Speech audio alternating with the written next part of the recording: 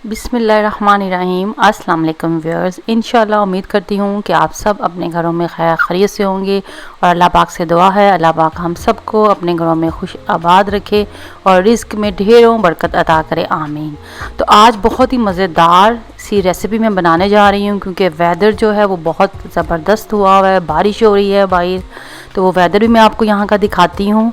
और उसके साथ साथ जो हम रेसिपी बना रहे हैं वो टोटिया पकौड़ा रैप है और साथ ब्रेड पकौड़ा है। तो इस मौसम में ज़बरदस्त ये रेसिपी है, तो देखें आप वेदर भी साथ कितना ज़बरदस्त। यहाँ पे बारिश का मौसम है और इस मौसम में पकौड़े बनाए जाएं तो क्या ही बात है। तो ये पकौड़े जो मैं बनाऊंगी उसके साथ हम नमकीन चाय पियेंगे, या जो भी इस रेसिपी को फॉलो करेगा बनाएगा, अगर उसको चाय पसंद है लिप्टन तो वो उसके साथ एंजॉय करे। तो यहाँ पे मौसम बड़ा अच्छा है, मैं बाहर थोड़ा सा निकली और अभी यहाँ पे हल्की हल्की बूंदाबांदी सी चल रही है, तो मैंने कहा थोड़ी सी वॉक की जाए और साथ साथ जो मेरे प्यारे व्यूअर्स हैं उनको भी यहाँ दुबई का वेदर दिखाया जाए। आई थिंक यहाँ पे कोई 2 साल बाद जो इस तरह की बारिश जो लगातार 2-3 दिन से हो रही है वो चल रही है। साथ साथ मैंने यहाँ पे अम्ब्रेला भी ली हुई है।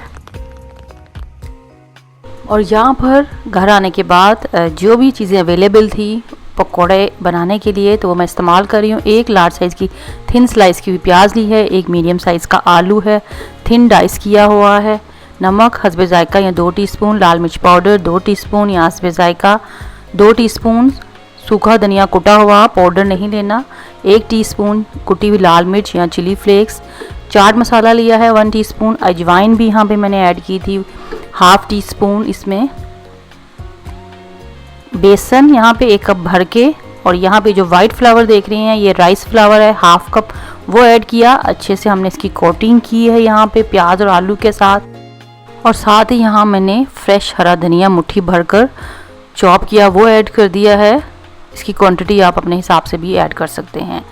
मिक्स किया, मिक्स करने के बाद यहाँ पे एक अंडा लिया उसको ऐड किया, और पानी यहाँ पे मैंने 1/2 कप ऐड किया है। अभी इसको अच्छे से मिक्स करेंगे और इसकी कंसिस्टेंसी देखूंगी कि किस हद तक इसका जो टेक्सचर है वो आ चुका है। लेकिन यहाँ पे मुझे ये थिक लगा, मैंने थोड़ा सा पानी यहाँ पे और ऐड किया है।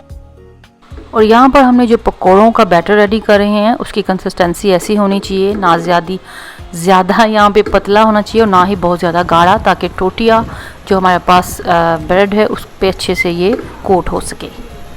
स्टिल यहाँ पे बारिश माशाल्लाह से हो रही है अल्हम्दुलिल्लाह। और ये आप देख रहे हैं यहाँ पे ये टोटिया स्मॉल साइज़ के हैं, लार्ज साइज़ के नहीं हैं।